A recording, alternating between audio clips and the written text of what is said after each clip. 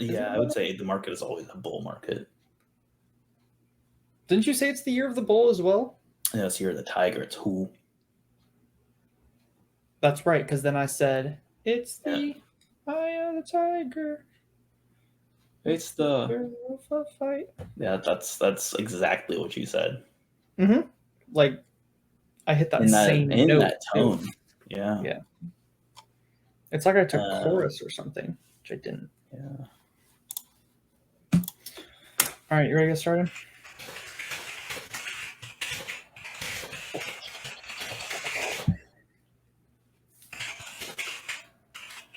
Have you seen those memes where it's like when like college girls get their MacBook and they've got those like long nails and they're just like typing really loud?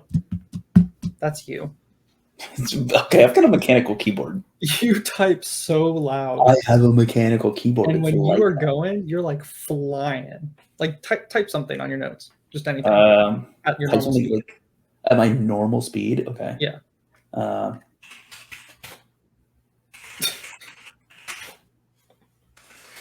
You are just going when you go.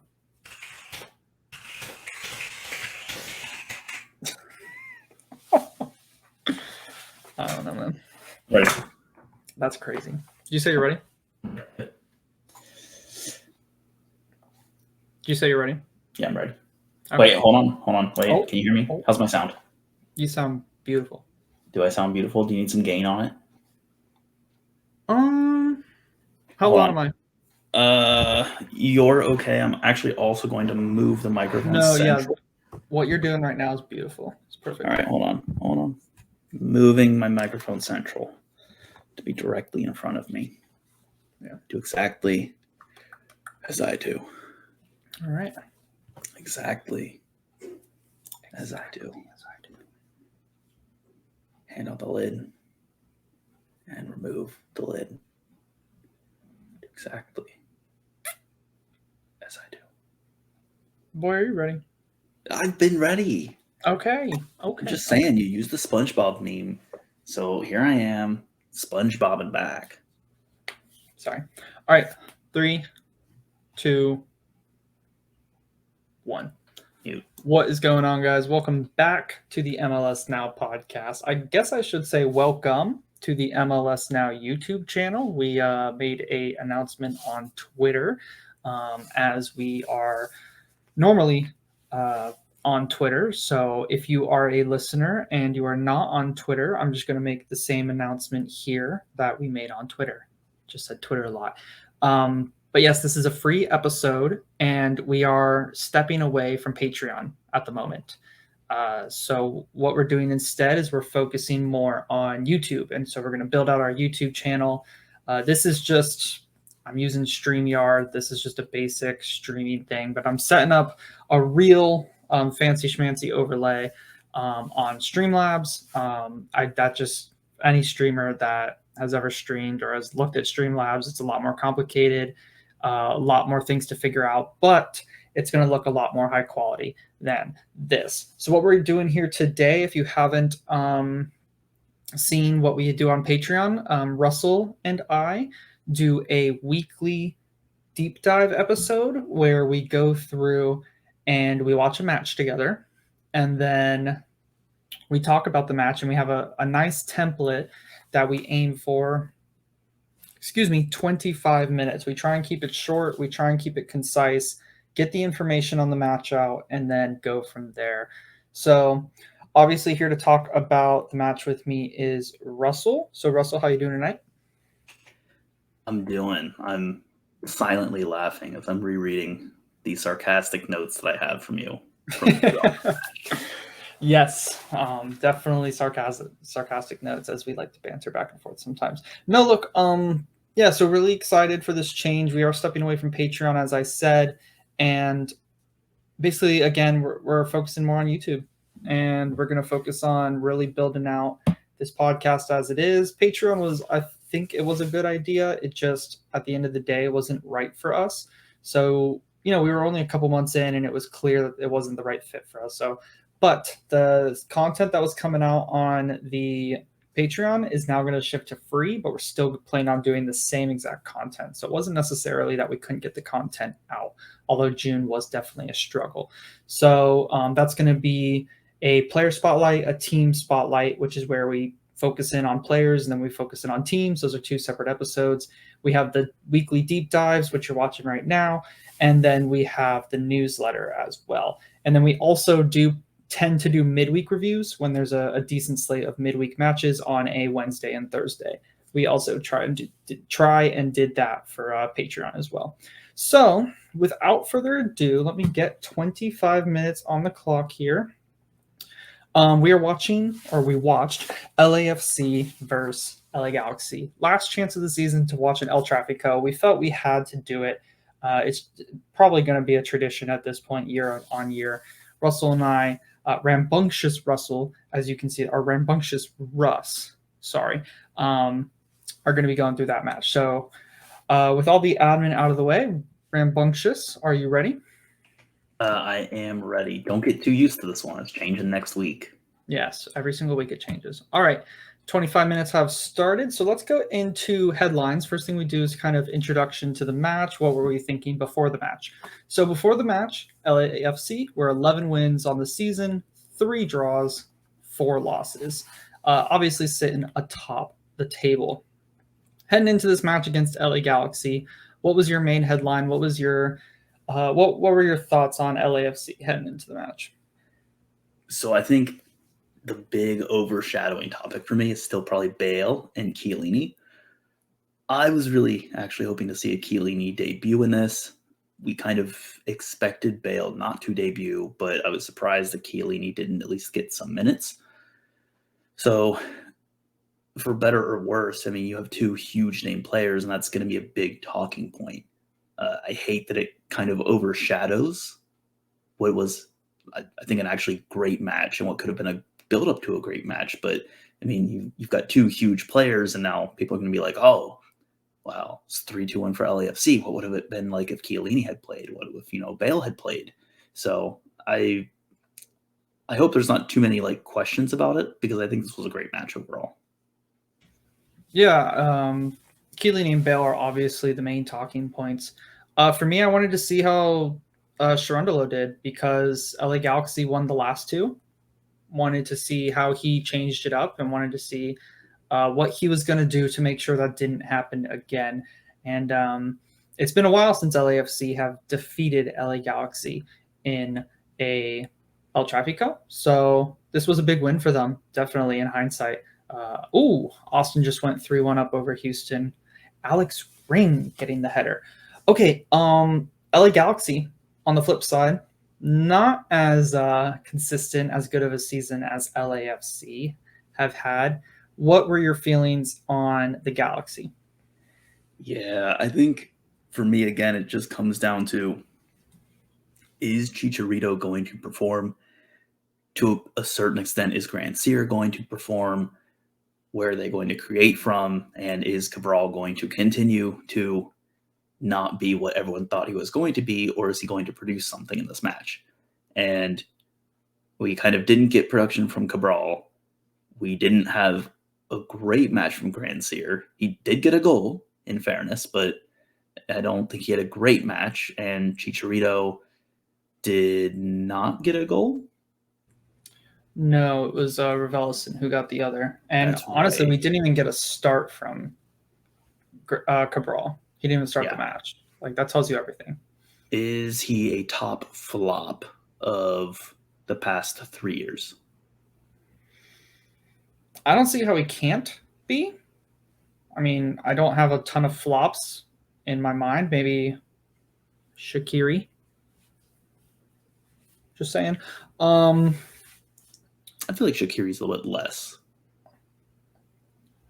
Just because... Really? Yeah, not by much, but I think he's less of a flop than Cabral. Okay. Chicharito's first season was a big flop. Oh, yeah.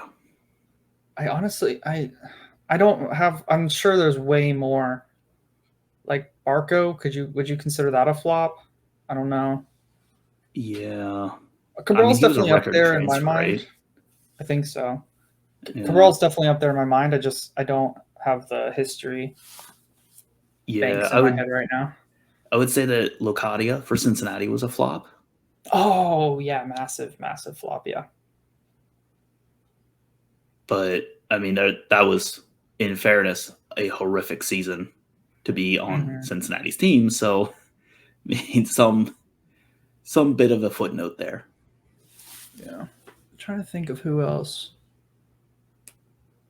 Well, anyways, I think that's a good point. I would say Cabral's been a flop at this point. The fans don't like him. He's not starting big matches for them. When he does start, like, he's missing chances. He's not really contributing effectively to the attack. Again, neither is Grandsir. So that position on the left, they just cannot get it figured out right now, and they need to big time. Douglas Costa hasn't worked either when he's played out there. When he's been on the right, hasn't done much either. Yeah. So, go ahead. Sorry. Great. No, it hasn't been. So, yeah, for me, Galaxy, it was. Honestly, I haven't watched a lot of Galaxy this season, so my main thing is I wanted to see what they're doing.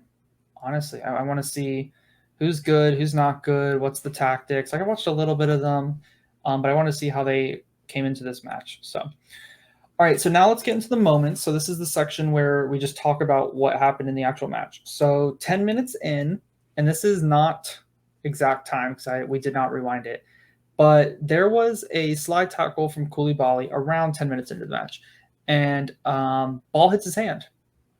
And I wanted to get your take on this because he is the last defender, and so if ref calls a handball, red card, he's off. Do you think should have been a red card for Koulibaly? No. Full stop. Yeah, I agree. No. It would have been the harshest possible call, which, in fairness, we have seen those calls this season. So I was actually happy to not see it called. Yes. No red cards in this match. So yeah, we had plenty of other red cards this past weekend. Yep. 17 minutes, I agree. His arm's in a natural position. LAFC fans may disagree, but the law says that when it's in a natural position, then it's not a handball. He's making a slide tackle. Where else is his hand supposed to go, sort of thing. So, yeah. 17 minutes in, Cifuentes scores a goal off of a corner kick. LAFC are turning into the Colorado this season. I feel like every time I watch them, they're scoring set pieces. Grandsir completely fell asleep. He's not marking him. He's not even close to marking him. It was really bad. I mean, Grandsir was basically like, he was in his own world over there. Like, he was probably thinking about what he wanted to have for dinner when he got home. Yeah. I will say, was that the note where you said it's more bad for Galaxy? Yeah, well, good for LAFC. I remember you saying something like that. It's just something that we, I think, have been doing on a lot of goals. Maybe not necessarily all of them that we've talked about on the episodes, but, is a goal more bad by the team getting scored on, or is it more good by the team scoring it? And I think we both agreed on this one that this was just really, really bad by Galaxy. I mean, Cifuentes didn't have to do much. Like, he ran essentially completely free to make a header at the goal, and it's just him versus the keeper. So I don't know. You're on a set piece. You should be defending better than that. Yeah, I mean, he's standing all alone, like, before the set piece is even taken. Like, it's not even like a pick. It's just terrible defending. All right, yeah. Next up is no penalty call for Efrain Alvarez. Do you think it's a penalty? Also, no. Now, I know we had a conversation about this. But I think no, this is still not a penalty. Why do you think it's not a penalty? I think just unfortunately the implementation right now, like you said, it's going to punish someone because they didn't go down in a box. And I don't think you can right now in this environment punish someone with a penalty if the other player managed to get out of the way. Yeah, so I was thinking it, but the commentator said it perfectly the way I was thinking it during the match. Basically, Efrain Alvarez got punished for not looking for contact. He avoids the contact, so there's minimal, and then he still goes down from the slide tackle, and no penalty gets called. It's a big slide tackle from who was it on LAFC side? I can't remember, but it's a big slide tackle, and if there's full contact there, it's penalty. It's penalty every day of the week. Full contact, legs would have clattered into each other. He wouldn't have gotten the ball. Clear foul, easy penalty. Everyone in the world would have agreed. Instead, he avoids the contact, jumps over it, only gets a little bit of it, and then no penalty called. And I agree with you that in the current way that the game is refereed, like that's not a penalty. But I think you shouldn't get punished for looking to not get slide tackled and not get fouled. Yeah, I applaud the player for not just looking for contact and trying to go down. But again, up, probably. Right. If he had received contact, that's almost certainly a penalty. But, you know, I'm okay with players deciding to not just draw contact in the box and make it a game of scoring penalties. I think it's better to watch. Even if it's not better empirically for the team. Yeah, I was about to say, as a fan, it is better to watch. As a supporter and as a coach, go down there next time. Like go into the contact, please. Right. So definitely an interesting back and forth there in terms of penalty or no penalty, because it's definitely a gray area. 55th minute, so not much happening from 28 to 55. Grandsir scores. Nice little cutback, goes through a sea of bodies. Crepeau is not better. Yeah. Well, should he have? I think he should have. I think we were split on this one because Crepeau's hand and leg are both there. I think he just misjudges the ball. Well, it comes through like three or four players. But I mean, he doesn't have to go far. I think he just doesn't see it. He doesn't see it until super late, and then he swings a leg at it. And I think his leg does touch the ball, but I think he just misjudges it. I think maybe I rate Crepeau better because I think he probably could and should have saved that. But in the context of the ball coming late, it is challenging to save. So I'll give you that much. All right. So there's our middle ground. 70th minute, Cifuentes scores again. Beautiful cross from Carlos Vela. Gets a good header on it. Then 2 minutes later, Chicho scores a gorgeous goal. At first, when I was watching it, I was like, ooh, goalkeeper looks out of position. But I thought the goalkeeper did just fine. He covered his near post. The defender was covering the far post, and it went through the defender's legs. And then Raveloson scores in the 81st minute. Any takeaways from any of those goals that you have written down? Yes, I would like to read one sarcastic note here from you. I have right here, 70th minute. Gavin says, quote, LAFC, little known fact, actually stands for Late Arrival FC Bruv, but the Bruv is silent in the name.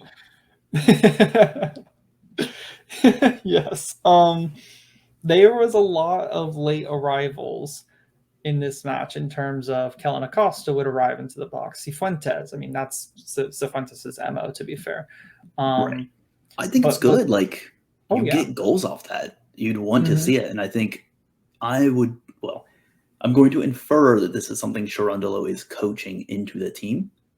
And I think he is right to keep doing it, especially in MLS, where teams aren't necessarily super clinical about clearing the box. And I mean, that happens in more than just MLS, but in MLS especially, I think you can take advantage of teams not being great about clearing the box and having a second late arriving player or a third or fourth late arriving player coming in and cleaning up. Oh yeah, I mean, this was another weekend full of botched clearances leading to goals. And I mean, I've been saying this for years now at this point. If MLS coaches spent like a week on how to properly clear a ball, like their team would, like, so many goals would be avoided. Players just hit the ball and mess up their clearances so much. It's ridiculous. Their body positioning is all out of whack. So yeah, that's just a personal thing. Yes, no. LAFC, lots of late arrivals, and I do think it's a coaching point, not just the players. Because one of them is Kellen Acosta, and I don't think he was really doing that for LA for Colorado last year, was he? Mm-hmm. I mean, he was literally playing like left wing back at times for them. Yeah, I mean, no, I think you're right. I think this is a recent thing for him, from what I'm remembering. And he's looking good doing it. We're going way over time here, by the way, so not being quick at all. But let's go ahead and get into the next section, which is always a fun one. We call it terrible takeaways because, alliteration. We each just give a takeaway from the match, basically. Can be good, can be bad, just whatever takeaway we have, and they're usually terrible. So, am I up first? I'll go first. You can go first, yeah. I don't think we have the same one, hopefully. But basically, I think trading Chicho, which was a rumor a couple weeks ago, trading Chicho would be a massive mistake for LAFC. And you're thinking they have Bale, they have Vela, they have Brian Rodriguez, Apoku, Musovski. They'll be fine. I think Chicho does a lot of work up front that goes underrated maybe from the neutral fan. They just think, oh, it's Vela. It's Vela, and they have a good midfield and they have a good defense, and Chicho benefits from it. And I think Chicho causes a lot of it. And I think losing Chicho would be a bigger loss than some people would expect, and I don't think they should trade him. So I do actually think this is a terrible takeaway because, and here's my reasoning on this, I think every team has to accept that certain players need to have a certain price. If you look at some of the numbers and some of the resources that is being thrown around for what Chicho could be worth traded to another team, I guarantee you LAFC are way better off with the players that those resources allow them to afford than just one player in Chicho. How much like, do you think Chicho's good? I bet they go over 2 million in resources for him. Between GAM, any sort of like international slots, allocation slots, draft picks, all that, like if you combine the value of all those things, I bet they easily get over 2 million for him. I mean, Areola went for 2 million. Chicho is a high level proven goal scorer. He could go for 2 million easily, probably more. And a team that's LAFC, like, they have enough depth up front, I think, that what they can add with, say, 2 million, conservatively 2 million more in the equivalent of resources, that's a scary team. I think they're much better off. And I think as a fan, it's hard to see that. But I think a good GM is going to look at that and say, our team is empirically stronger if we trade Chicho away and make the right moves. I don't know, man. Like, you're trading away one of the best strikers in the league. Like, in terms of goal scoring, in terms of mobility, in terms of pressing, like literally one of the best in the league. And you can't, it's hard to just replace that. And like, I get you have Bale, I get you have Vela, and like you can get goals in other ways, but this formula is working for them right now.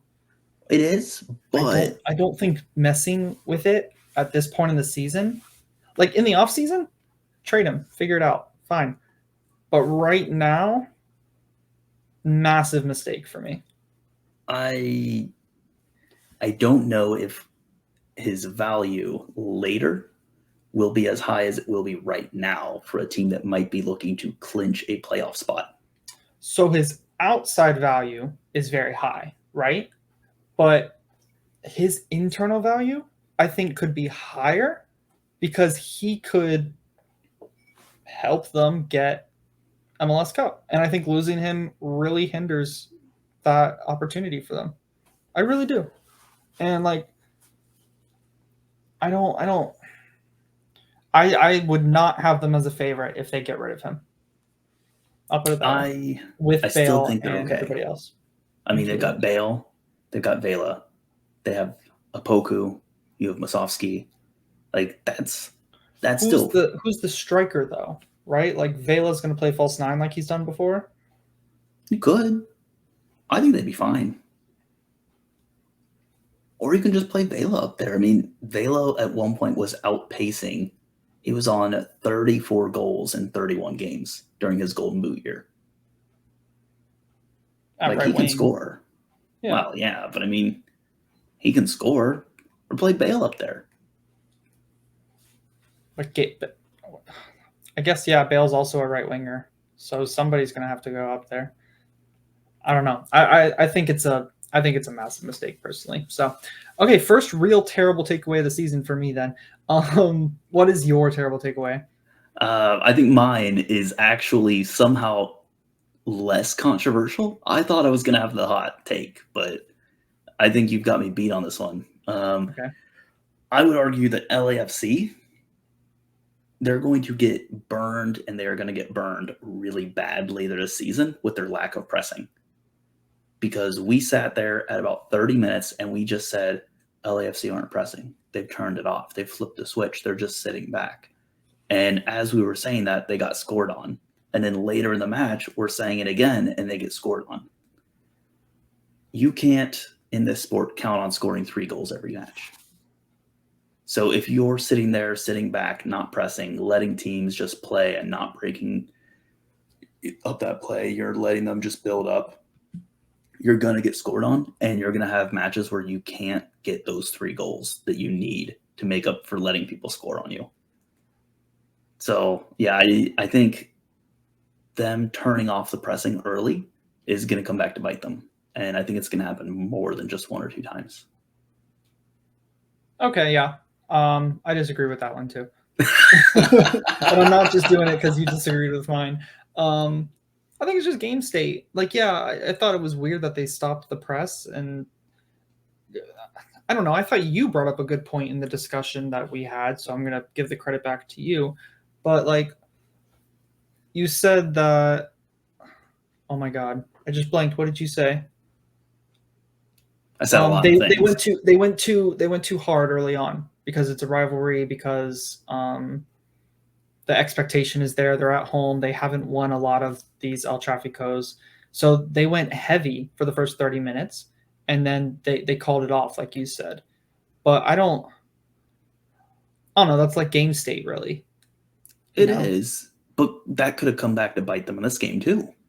If they went heavy for 30 minutes. And, I mean, again, we love to say it. It's a sport of variance. Mm-hmm. I mean, if Crepo doesn't make some of the saves that he made, if LAFC misses some of the shots that they made, then we're looking at a different scoreline. But I mean, we can what if that for every single match, and I think we always say we can what if every single match. So I mean, it worked out for them on this one. So yep. All right. Yeah, I think that'll be fine. Unless they trade Chicho. Fine. Let's get into pick your player. So who is your player that you wanted to discuss? So pick your player, guys, is just we each pick a player, discuss their performance. All right. So I'm certain we haven't chosen the same one, unless we have. Oh, shoot. Go ahead. I have chosen Araujo with the Galaxy. Did you choose him? I did choose Araujo. All right, go ahead. Oh, I love this. This is the first time we've done this all year, I think. It is. Yeah, so I was actually his stats on FootMob were not what I actually chose him for. It was for not just his completed, but attempted progressive passing. So he had 15 progressive passes that were quite long. And he made, I think, 5 of those. But that's a player who is picking out the runs and looking for dangerous situations. Because if you look at where the average receiving position was for Galaxy, it was pretty far up the field where Araujo was actually sending those passes in. So he was reading the game well, and he was contributing to how the Galaxy were playing. And he did it more frequently than most other players, as far as I could tell, according to the match from watching, according to the stats, and according to the actual pass maps. So, yeah, I think while Galaxy did not win this match, I think Araujo still gave them chances to get into it. That's so interesting. I picked Araujo more for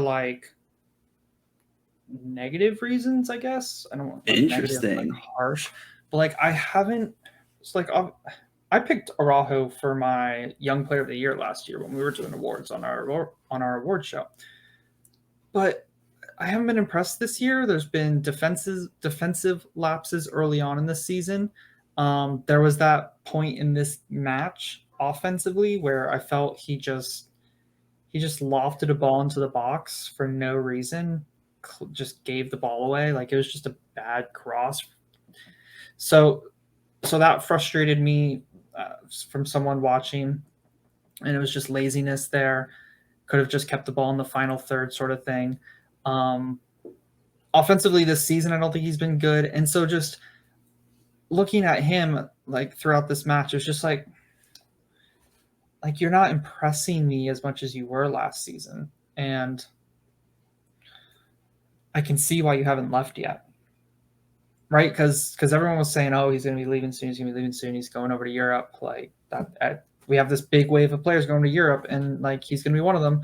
And he's just hasn't left. And it's interesting seeing the 15 attempted progressive passes. I would love to look into those passes and see what they were, because that is a good stat.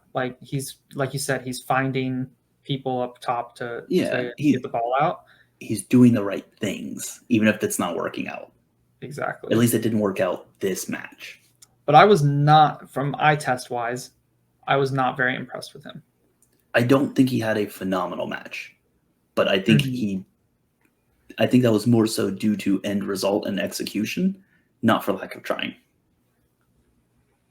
All right. Well, we both picked Julian Araujo, so we'll just leave it there. Last section we have here is, did the better team win, and what do the stats say? So interestingly, and I wonder how much of this is skewed by the last, say, 20 to 30 minutes of the match, Galaxy actually won a lot of the stat metrics. So, I mean, they were favored on a lot of the possession stats, on a good number of the defensive stats, on a good number of the offensive stats, all kind of skewed toward Galaxy.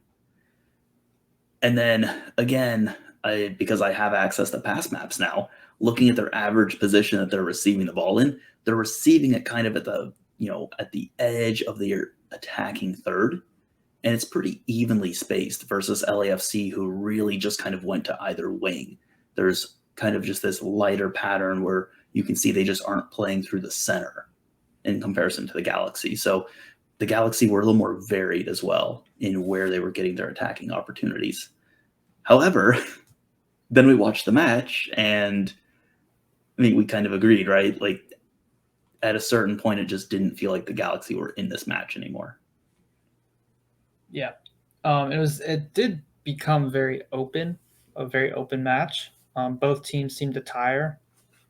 And also LAFC stopped pressing, but then they would still go forward and send bodies forward and leave space in behind, which was an interesting tactic. So at the end of the day, I think the better team won. I don't think this was a tie-worthy game. But both teams definitely had chances. Yes. And the offensive quality showed, right? Because Grandsir had a couple bad touches in key areas. Raheem Edwards had a bad touch in a key area as well, I think. And then on LAFC's side, yes, I mean, there was one point where Chicho made a run too early, but that's always going to happen. Same with the bad touches.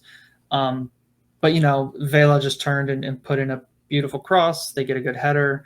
Poor marking on a set piece for LAFC as well. Or for LA Galaxy, gives LAFC a goal. And then Chicho that's the quality that you need up top. Goes and wins them the game, basically, with that third goal. So I think the better team won. What do you think? I agree with you, and I appreciate the shout out on Grandsir. I actually waffled on if he wanted to be the player that I chose because I think he unfortunately squandered some really good chances in this match, but we both picked Araujo. So, yep. All right. Well, that is the deep dive. We went maybe 5-6 minutes over. Bonus content. It's El Trafico. I mean, we're always going to go over on this game. Right. Special rule just for this episode. Yeah. All right, Mr. Rambunctious Russ, where can our listeners find you at? Well, you can find me on Twitter, not at Mr. Rambunctious Russ. You can actually find me at Mr. Danger Russ. Danger Russ. You can find me at LionsBlog1. You can find us at MLS Now Podcast or www.mlsnowpodcast.com or subscribe to our YouTube. I think it's just MLS Now Podcast. And if you're watching this, you can just hit the subscribe button below. Really appreciate it and have a good rest of your night, my friend. Till next time.